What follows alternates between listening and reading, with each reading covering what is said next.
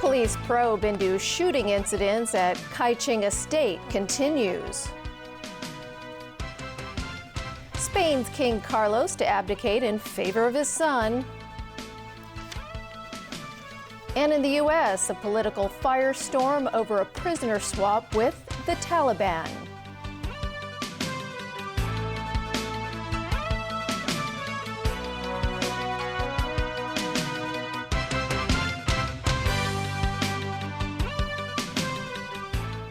Good evening. Spain's King Juan Carlos is stepping down after nearly 40 years on the throne, paving the way for his son to take over as head of the state. He was one of the world's most popular monarchs, but recent scandals took the gloss off that image. Still, he is credited with helping Spain make the transition from dictatorship to democracy in the 1970s and early 80s. Tony Sabine reports. It's the end of an era for Spain, which announced today that King Juan Carlos was abdicating. It was left to Spanish Prime Minister Mariano Rajoy to break the news in a national broadcast. Rajoy did not say when the handover would happen because the government must now craft a law creating a legal mechanism for the abdication and for 46-year-old Crown Prince Felipe's assumption of the throne. Juan Carlos has been king since 1975. He oversaw his country's transition from dictatorship to democracy, but he has had repeated health problems in recent years. His popularity also dipped following a series of royal scandals, including an elephant shooting trip he took during Spain's financial crisis.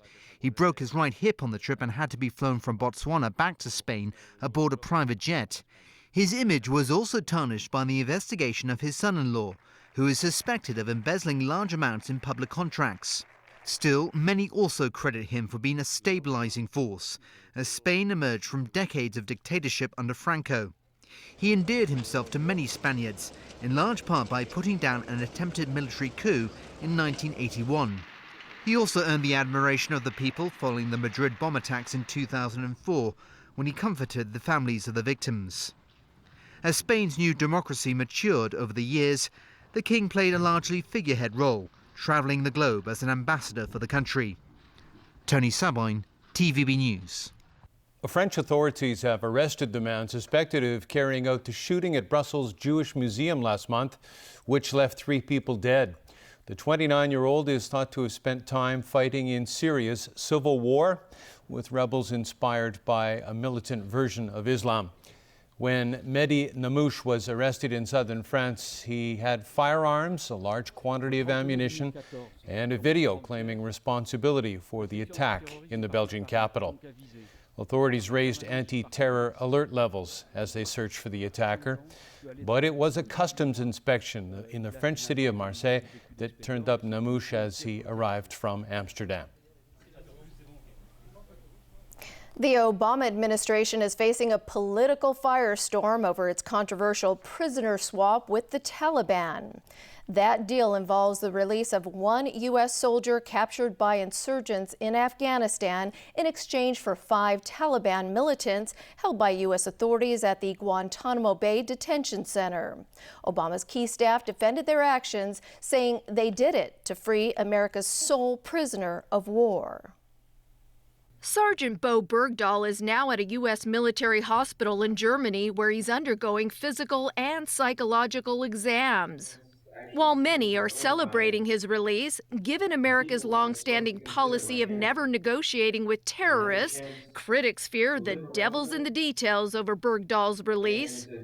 After his 2009 capture, the Taliban was willing to free him in exchange for 5 Guantanamo Bay prisoners.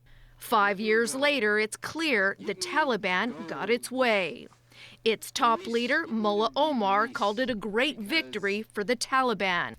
Bergdahl's release was technically brokered by the Qatari government. Its foreign minister praised negotiators for what was described as work done for a humanitarian cause. But military officials say freeing the sole American prisoner of war came at the high cost of releasing 5 Taliban commanders. In secret documents obtained by WikiLeaks, the five are ranked as a high-risk threat to U.S. national security. In addition to risking soldiers' lives by negotiating with terrorists, U.S. lawmakers claim Obama broke the law by not informing them of the Taliban prisoner release.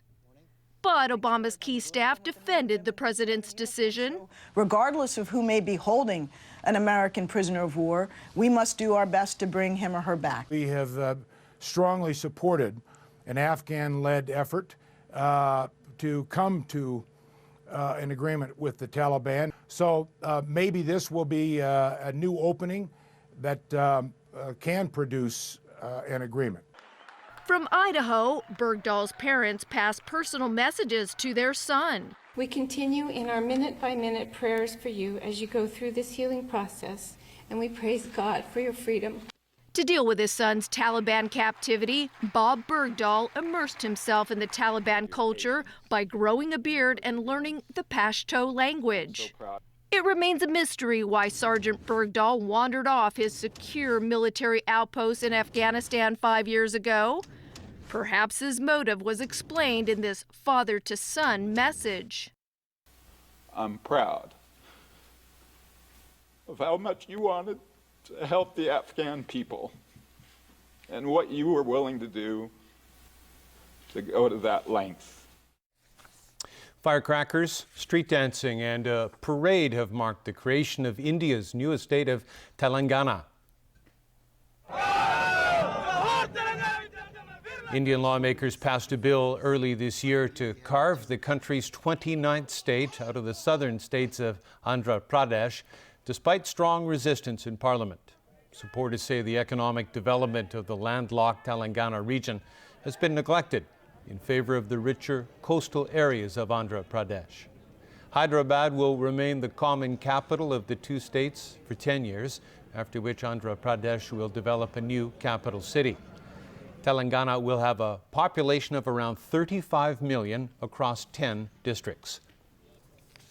Police investigations continue tonight following the murder and suicide at Kai Ching Estate in Kai Tak. Neighbors of the alleged gunman say they're satisfied with the police's swift action. But lawmaker and former Secretary for Security Regina Ip said more police guidelines should have been issued to the media while the police was carrying out its operation. Stephanie Choi reports. Chalk marks remain at the 21st floor lift lobby in Lokching House, where it's believed 43-year-old air conditioning mechanic Liu Kai-chung was shot and killed last Saturday evening. This afternoon, his family members arrived at the public housing block with paper offerings.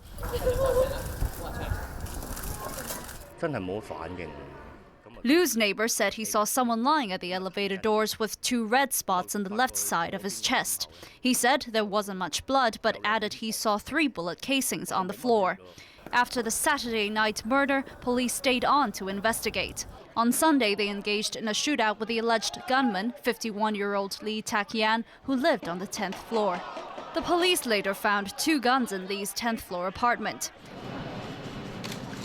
A gun expert said one of the weapons was used by the People's Liberation Army back in the 1950s and isn't in use anymore. He suspects the alleged gunman bought the firearm from the black market on the mainland and disassembled it before bringing the parts into Hong Kong. This morning, the police continued to cordon off the 2 units on the 10th and 21st floors for further investigation. They also questioned people who were getting off on those 2 floors. 10th floor residents said they received calls from the police on Sunday telling them to stay in their flats. They praised the police for their swift action. But lawmaker Regina Ip, who used to be the security secretary, said the police should have issued guidelines for the media. She explained the media's live broadcast of Sunday's shootout was reminiscent of the Manila bus hostage tragedy, during which a local live broadcast was blamed for the botched rescue operation. If the suspect could find out what the police were doing from TV broadcasts, the situation could become very dangerous. In 2011, Lee Tak-yan, the murder suspect in the Kai Ching Estate shootout, lived alone at a temporary housing estate in Yuen Long. The following year, he wounded a man with a knife over a noise problem. A psychological assessment revealed Lee was lonely and could not handle stress well. He was jailed for a year. A resident living at the same temporary housing estate said Lee kept to himself and seldom greeted neighbors. After getting out of prison, he stayed at Kai Ching Estate until he killed himself on Sunday. Secretary for Labour and Welfare Matthew Chung said the government will be providing counselling services to residents of Kai Ching Estate. Stephanie Choi, TVB News. Still to come in our news tonight, cigarettes being sold at unusually low prices by some vendors. Dragon boat races in different parts of Hong Kong. And Qatar faces fresh scrutiny over World Cup bid allegations. If you think 622 horsepower sounds awesome, this is a serious car. I bet it doesn't know a single joke. Imagine what 739 horsepower would sound like. It is as quiet as a library for church mice. Tonight, Top Gear at 9:35 on Pearl. I'm really excited. I can see that. I could tell that you didn't really remember Jennifer. When I told her I was going to be working at 51, she warned me about you. Unbelievable. A baby isn't an afterthought, Kelly. I know that. Do you? Wednesday, Chicago Fire at 10:40 on Pearl. Listen to this. Dyson Cool fans house a Helmholtz cavity, which captures noise from the motor. And with air multiplier technology, they still project powerful airflow, but they're up to 75% quieter than before.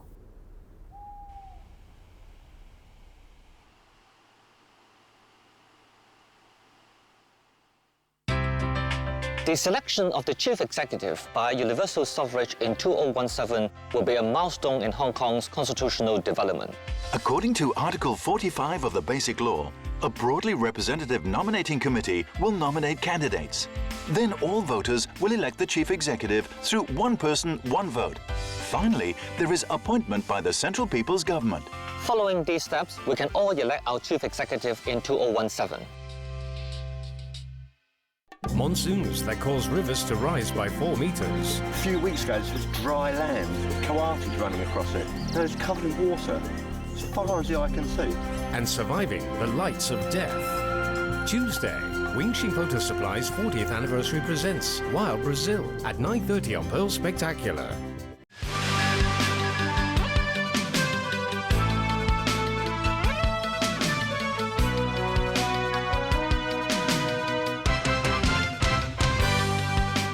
We are back with more local news. Although the tobacco duty now stands at $38 per pack of cigarettes, sales strategies by manufacturers are allowing vendors to sell cigarettes below average market prices and still make a profit. Our Joao da Silva explains how. The tax hike from $34 to $38 per pack of cigarettes was introduced by the government in March in an effort to persuade smokers to quit. But some tobacco suppliers have found a way to circumvent this. Indeed, we found a number of street vendors in Hong Kong who are selling strangely cheap cigarettes. This one told TVB that he doesn't know the country of origin of these unusually cheap cigarettes, which he is selling for a mere $38 a pack. When asked how he was able to sell them for such a low price, he said it's because he got a good deal from the supplier. He added that many people have been buying them since he started selling them 2 to 3 months ago. TVB found 2 other stalls nearby where vendors were selling the same cigarettes for equally low prices.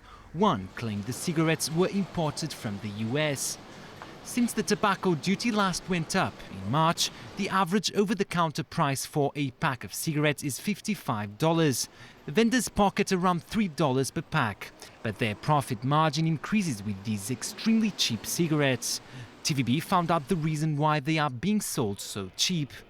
It's because when vendors purchase a $420 carton containing 10 packs, the supplier is throwing in 3 packs of cigarettes for free.